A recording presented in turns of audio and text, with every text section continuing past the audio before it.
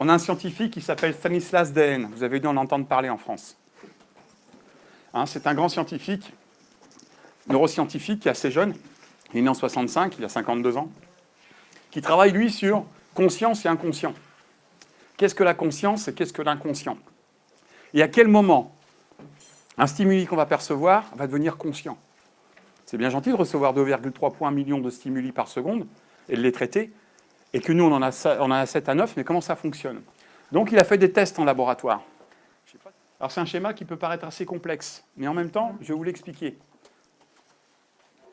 Ici, donc, on a un cerveau avec une coupe du cerveau, vous voyez. Là, on a ce qu'on appelle le cortex. Le bord, c'est le néocortex. Et là, au centre, cette boule-là, c'est ce qu'on appelle le système limbique, qui descend dans le tronc cérébral, ici, et qui descend dans la colonne vertébrale. Ici, ce que je vous disais, cet inconscient-là, en fait, c'est la carte mère de ce que nous sommes. C'est pas là que se situe notre programmation, mais c'est la carte mère d'un ordinateur. Sans carte mère dans un ordinateur, vous ne pouvez pas aller chercher vos programmes. Il n'y a rien qui va diriger vos commandes au programme. Donc, ce qui va diriger, c'est le système limbique. Ici, là, on a une membrane qui s'appelle le singulaire. Cette membrane va faire la différence entre le système limbique, qui est le système émotionnel de la carte mère, et nos apprentissages qui sont dans les cortex ici.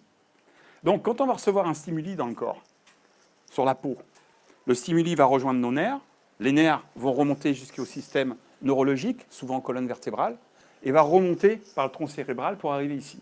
C'est-à-dire qu'ici, va percevoir 2,3 millions de stimuli à la seconde. Qu'est-ce qui fait que ça vient par là? Pourquoi ça reste ici? Alors, ils ont observé avec plein de techniques que je ne vais pas vous expliquer maintenant, que la puissance du stimuli va être importante. Si c'est un stimuli qui est inférieur à 270 millièmes de seconde, eh ben, ça ne dépassera pas la membrane singulière ici. Par contre, si le stimuli va passer entre 270 et 300 millisecondes, l'intensité électrique, on va traverser la membrane singulaire et on va juste rester ici. On va juste rester sur le singulaire. Et ça, vous connaissez tous cette sensation. Vous savez, des fois, vous arrivez et puis vous dites « je me sens pas bien, j'ai une mauvaise impression à l'intérieur de moi ». Ça vous est déjà arrivé d'être à côté de quelqu'un puis vous dire « je sais pas, je le sens pas, il y a un truc… Vous avez perçu un stimuli qui est remonté, qui a dépassé les 270 millisecondes et il n'est encore pas analysé par le cerveau, mais il est bloqué là.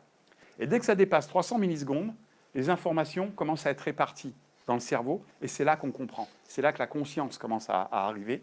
Et le stimuli dans le cerveau, qu'est-ce qu'il va faire? Il va remonter dans le cortex frontal, ici, et là, il va être analysé. OK? Donc, un stimuli qui est de moins de 270 millisecondes reste dans le système cognitif. Et les autres, au-dessus de 300 millisecondes, vous prenez conscience de ce qui est en train de se passer. Ça va jusque-là? Maintenant, si vous vous centrez, et puis vous vous mettez à l'écoute de ce que vous ressentez, vos ondes cérébrales, qu'est-ce qu'elles vont faire en auto-hypnose? Au lieu d'être très, très, très actives comme ça, elles vont être plus lentes et plus longues, et elles vont rentrer dans le singulaire. Et c'est là qu'on va toucher ce qu'on appelle l'intuition. On va avoir des réponses à des questions qu'on ne s'est même pas posées. Et des fois, ces réponses-là vont nous éviter de nous poser la question. On ne sait pas comment ça se passe.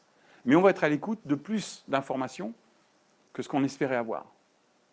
Et ça nous a été expliqué aussi par un autre neurologue, Antonio Damasio, on en parlait hier, qui a écrit, si vous pouvez le lire, celui-là, Spinoza avait raison.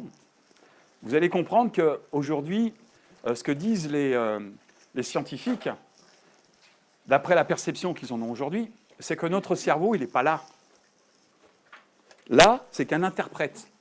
Un interprète de l'analyse faite dans le système limbique et donnée dans nos apprentissages de notre cerveau. Mais cet interprète-là, par rapport à ses connaissances, quel que soit le stimuli qu'il va recevoir sur le corps, va remonter en information par le tronc cérébral dans le système limbique. Et le stimuli qu'il connaît déjà par un ancrage va être interprété soit par du bon, soit par du mauvais par notre cerveau. Le cerveau ne fait qu'interpréter. En fait, la réalité, c'est que c'est notre corps qui nous dirige. C'est le stimuli de notre corps qui va nous diriger, par les habitudes qu'il a dans toute sa vie. Quand vous êtes dans un environnement que vous connaissez, les perceptions que vous recevez sur votre corps, vous les connaissez, vous êtes à l'aise. Hein, vous avez l'habitude, vous reconnaissez les magasins, la rue, les gens que vous croisez. Puis dès que vous allez sortir de cette zone de confort, vous allez percevoir d'autres stimuli. Votre corps va percevoir les couleurs, les sons, les gens, les émotions que vous ne connaissez pas. Et là, votre corps, il va se mettre en garde. Le stimuli va remonter dans le tronc cérébral et comme il ne connaît pas la réponse, ou alors ça lui rappelle un souvenir, le cerveau va l'interpréter comme une problématique. Alors la mémoire du corps.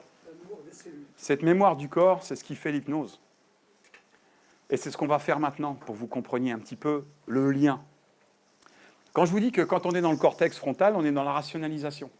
Hein, on analyse par rapport à nos apprentissages et par rapport à ce qu'on pense savoir. C'est pas qu'on pense, c'est qu'on le sait parce qu'on nous l'a appris, on l'a retenu à un moment donné. Quelqu'un qui a peur de l'avion, quelqu'un qui a peur des chiens, quelqu'un qui a peur, tout simplement, il est bloqué.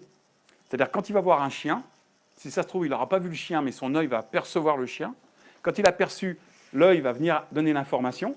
Et dans le système limbique, on va aller dans le souvenir, passer par les amygdales pour aller voir le souvenir. Qu'est-ce que c'est? On ne s'en rend pas compte, tout ce qu'on peut percevoir, mais qu'on ne regarde pas. On ne fait que percevoir. L'œil va enregistrer la forme du chien. Le chien, il sait ce que c'est qu'un chien. La panique va commencer à se faire parce que dans les souvenirs, on a peur des chiens. Et très souvent, on a peur avant que le chien arrive. Notre programmation a été faite ainsi.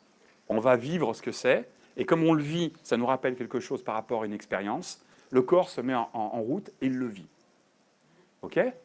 Donc, comme c'est le corps qui donne cette impression-là, qui bloque, quand on va travailler en hypnose, on ne va pas tellement écouter les mots qui sont employés. On va les écouter pour faire notre cadre objectif.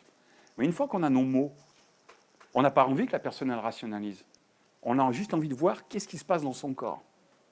Maintenant, imaginez, quelqu'un qui a soi-disant peur des chiens. Puis un jour, il va marcher, il ne va pas voir le chien va être là. Il va marcher à côté de lui, il ne va même pas s'en rendre compte parce qu'il y a une foule et puis il y a le chien là. Et puis il ne le voit même pas. Et son corps est complètement détendu, puis il va voir un chien. Ah, il y a un chien. Le corps est détendu, il ne perçoit pas la frayeur du chien. Le cerveau, il a vu le chien, il n'a pas saisi la frayeur parce que le corps est détendu. Ça n'empêchera pas d'avoir peur, mais il n'y aura plus cette phobie. Et c'est là qu'on va faire toute la différence. Quand quelqu'un nous parle de sa problématique, on parlait de revivre ou pas, la sensation, le côté limitant. La personne nous a expliqué son problème, qu'est-ce qu'elle désire à la place. Quand elle nous parle de son problème, vous avez vu, dès que vous parlez de vos problèmes, vous avez votre regard qui part, puis il y a des tensions dans le corps qui s'installent. La tension, c'est l'ancrage. C'est pour ça que les ancrages sont importants en sortie de transe. La tension et l'ancrage. Quand la tension et l'ancrage, toute l'émotion est dans le côté limitant.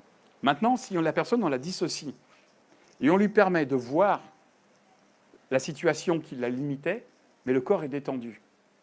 Le corps, il ne va plus comprendre. Parce que dans le cerveau, ça va arriver. Normalement, le corps doit être tendu, qui va apporter la tension. Mais là, je vois la même chose, mais le corps n'est pas tendu. Qu'est-ce qui se passe? Le système reptilien, au lieu de rentrer dans la panique, il a une solution. Le corps est détendu, donc il n'y a plus de danger. Donc quand vous faites attention au corps dans le changement et la transformation, vous vous rendez compte que quand la personne revit exactement la même chose, mais qu'elle sourit, qu'elle est détendue, c'est un nouvel apprentissage neuronal qui est en train de s'installer. Alors pour être très clair, il y a une expérience qui a été faite aux États-Unis. Ils ont fait venir 50 personnes. Et puis, pendant des heures, ils leur ont passé des images sur une grande télé ou un grand écran, je ne sais pas exactement. Et dans ces images, il y a des images qui revenaient régulièrement. Et ces images, quand elles revenaient, ils lâchaient de l'odeur dans la salle, une impression d'odeur. Et ils avaient tous des capteurs sur les doigts, ça leur envoyait un petit coup d'électricité. Donc, ils ont appris au cerveau, pendant quelques heures, qu'à chaque fois que l'image arrivait, ils vous envoyaient un coup d'électricité et un coup d'odeur. Donc, c'est comme les cloches de Pavlov. Vous les connaissez, ces cloches de Pavlov, hein, pour dresser des chiens, il leur montrait la gamelle, il sonnait la cloche. Au début, le chien entendait la cloche pendant qu'il voyait sa gamelle. Après, il sonnait la cloche, le chien, il savait, il avait fait le lien entre la cloche et c'était le moment de manger, il venait.